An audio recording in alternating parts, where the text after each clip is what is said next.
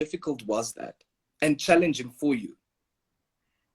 Uh, yeah, so it's winter. It's only the start now of winter, and you can see I'm already like, this was me on stage, all like cozy and kind of stuff, and of course having to get the actors in their little bikinis, get them in water again and again and again. That was really Yeah, difficult. I think, but I think there was just a great sense from everyone that we wanted to be able to do this and do it yeah, well and make it believable. So they were really champions. And of yeah, course, we took whatever precautions we could to keep them healthy. I think one of the biggest issues with production, specifically filming in Cape Town, yeah, is that Cape Town is a very savvy city as far as production. yeah, And of course, Netflix as a brand, you hear that and you're thinking big productions, but essentially this was a local production. And yes, and I think having to navigate with locations, with everyone to just kind of like, let's come together and figure out how do we do this and do this in a way that makes sense and that will still yeah, elevate the production value, but within the budget that we had. And yeah, I think that was really exciting to see people trying to come together to help us make it happen. And of yeah. course, we only had a certain number of days to make this to film. I think we were filming 9 days in F, which is quite crazy, actually. Wow. Back to Yeah. back. Yeah, we were going at it, and it was like there were three of us that writer directors, and there were days when all three of us would be filming on the same day, and it's like we're on the location. I have a scene, I do my scene, I step off, the next director does their scene, but that scene is like 4 episodes later, and then we go back to episode one. I think trying to keep track of that continuity, Continuity, continuity. absolutely. Yeah. I'm going to ask you this question and maybe also share with us in terms of your varsity days. Where do you draw your source of inspiration from? Because I believe in Cape Town in itself, Nommer 37 speaks of so much volume. And I feel, there's so much untold stories still. Where do you draw the inspiration from, especially within providing us a lot of diversity in Blood and Water? And then, of course, Nommer 37, which portrays Cape Flats in such a dignified manner, but also the rawness of what's happening in Cape Town. Mm. I think each story comes from a different place. For me, I draw inspiration from everywhere. It's really mostly from wherever I'm at in my life at that point in time. Yeah, I think you'll know if I'm in a great positive space, or you'll know if I'm not, based on the work I'm producing. But of course, we also I mean, we'll film something now and it might only come out a year, 2 years later. So relevant to what I'm doing, to where I'm at that stage in time. yeah, So I think I draw inspiration from genre. I love genre. I know how to. I grew up watching genre. I grew up enjoying genre, and I know how to work with it. But for me, yeah, I'm always looking at what is it that I want to say, or what is it that, or who am I trying to speak to encourage to have a conversation about something. I absolutely. think Nova Seven Dialogue was a lot of me reflecting on what I'd seen of Cape Town and how I felt that there were a large number of people, a huge society, a huge community of people who were really not, almost in a neglected form, where it Yeah, was so easy to live in Cape Town and not face the reality of what a huge community goes through day in and day out. Um, exactly. and to speak to that and to reflect on it from my own perspective. Yeah, But with Blood and Water, also the intention was, but there's more to us, right? We can yeah, also live glamorous lives. We also have people who are, getting that paper, and to be able to reflect that version of our lives as well, and to see the diversity that exists in Cape Town as well. So that there isn't only always one narrative. Sometimes for yeah. me, I want to reflect on a reality, but sometimes I also want to inspire a different kind of reality. Exactly. But also producing the dignified African narrative, which is so important today. Yeah, I'm exactly. so totally with you. Are you going to cast anybody from Namibia? And when are you coming to Nam? Those screams in the background. I don't know. I don't know, guys. We're still working on the story. We're still working. Yeah, You know what? What we hope to do is we hope to be as inclusive as possible. yeah, I think it would be impossible to tell the story without the inclusion of what Africa, our fellow Africans, I think Cape Town is such a diverse city. We've got people from Yeah, all over the world and people from all over the continent. I think absolutely. it only makes sense that at some stage we go there, but I don't know what that's going to look like. I have no idea. I am neither confirming nor denying. I don't know. Yeah.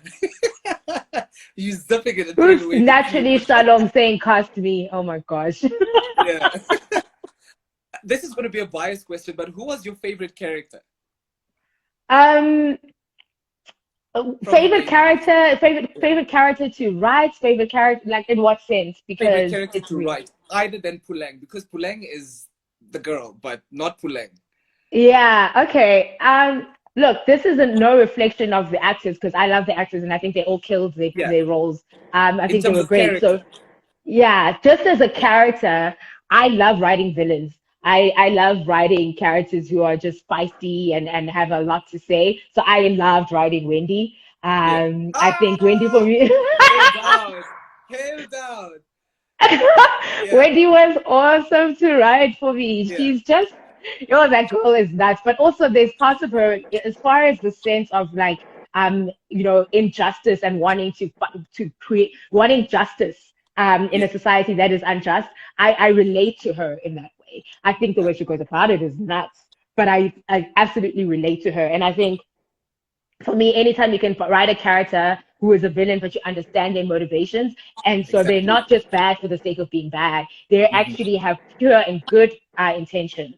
Yeah. For me, that's exciting to write. Exactly. No, I loved Wendy as well. I loved and I hated her at the same time, but loved her most of the time until she pulled the stunt on Fikile. But amazing Which story, one? and I Which feel stance on Figine? Which the one one where of the many? which one of the many? Well, making sure that Fikile doesn't become head girl. Yeah, that one, Yeah, and change the entire yeah. newspaper story. So that for me was really interesting, and also just how season one ended.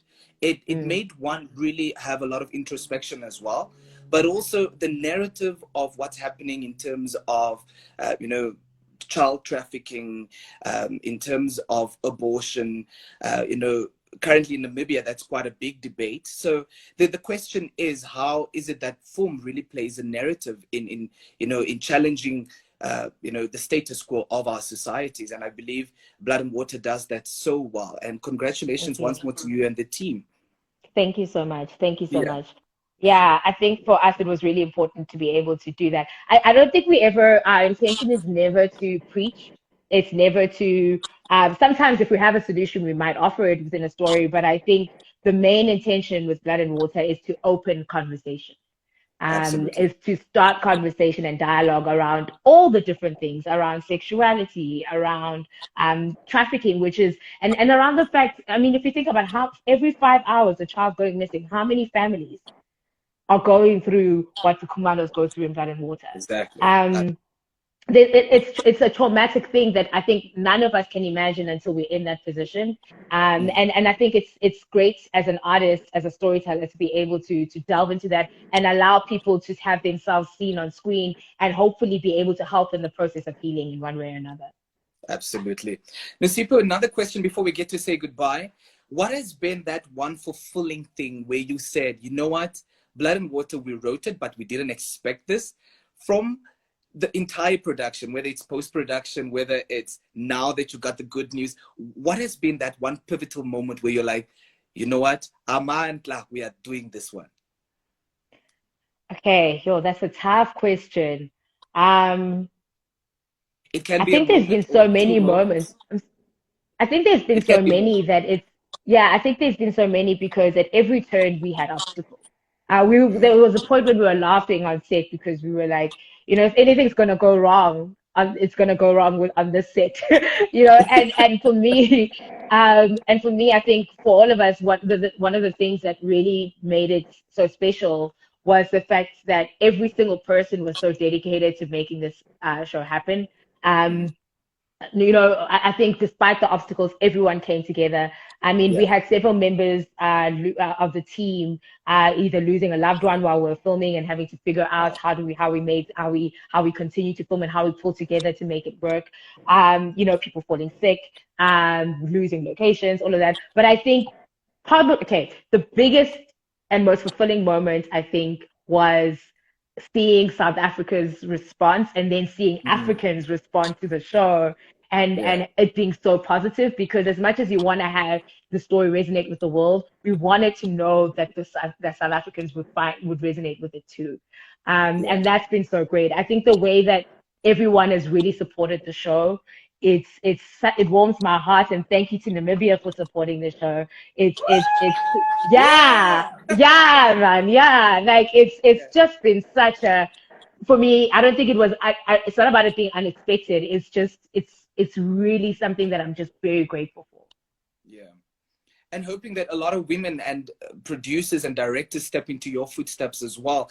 Any words for them? Any words for those that really aspire to want to even be part of season 2? Because I see that's a question a lot of the viewers are asking. I know. Guys, just hold up with the season 2 stuff. We're figuring it out. Yeah. Yeah. You still need to shoot during COVID as well. Yeah, I mean, there's a lot to figure out still, so we'll get there. But what I would say, as far as anyone else who's looking to enter this industry, specifically in the role, if you're a woman specifically, coming into wanting to direct, wanting to write, produce, whatever you want to do, I think for me, 2 things that I really learned, that I've had to kind of keep with me is, first of all, know your truth and believe in that truth, because everyone's got, it's a very subjective industry, you know. Depending on who's reading your work, they won't react the same way as someone else. And I think if you know your truth, whilst being able to listen and take in advice, of course, but if you know your truth and you know what you're here for and you're walking in your purpose, believe in that. The other part is be prepared all the time. If I can think of any time that anything great has ever happened to me in this industry, in this journey of mine, it's been at the time, it came from a really unexpected place, an opportunity that we didn't expect. I mean, Netflix reached out to us via our info account. You know, it wasn't a meeting we'd set up, and we had to be ready. Nosipho and that happened because you know, CakeNet reached out to us and said, we've got the short film festival, do you guys have an idea by tomorrow? And we had to have an idea by tomorrow. Be prepared always. The work you're doing in those hidden places is going to be the most important thing you do for your career. Absolutely. And I absolutely love it, because we also need to understand that in this industry, hard work pays off, because you need to put in the work eventually. You need to have those tireless nights and, you know, get lost on locations and, you know, find the hiccups that you also had in your production as well. Yeah. And everyone is going to tell you no, and everyone's going to tell you you're not doing well, you're not going to make it. But I think if you give up at those points in time, that's when it's done. I think the idea is you keep working and you look at what's in my hand now that I can do for me right now without someone else having to be involved. Who do I know who's in my network that can help elevate me and take me to the next place? I think that's so key. Not always waiting for an opportunity to come to you, but creating opportunities for yourself as well. Absolutely. And I love that. You know, as Africans, collaboration is key. When are you coming to Namibia? You've not answered that one. I don't know. When am I as Nosipho coming to Namibia? Yeah. Yo, I want to come now. My sister was there last year. Yo, she was there last year and her photos are insane. I was so jealous. She just decided, you know, I'm always too busy working, but I really so badly want to come. So I don't know, invite me, host me. I'll come. So after lockdown, you are coming. Yeah, just host me, guys. I'll come there. I'm an artist. I need to be hosted. Absolutely, we'll do that for you. Nosipho, before we get to say goodbye, any last words to those that tuned in? Also, once again, I just want to thank you for this opportunity. Thank you for allowing for us to chat with you, and the great narrative of really challenging the status quo. You know, I learned about pansexual on Blood and Water. You know, so did I. Yeah, so amazing production. So there's a lot of learning curves. So any last words to those that have not seen season 1? Because I know episode 1 is absolutely for free on YouTube. Yes, episode 1 is on YouTube, guys. But come on, guys, go on Netflix, get it. Watch the show, stream it. Blood and Water is streaming right now on Netflix. It's a real quick watch. It's a nice binge.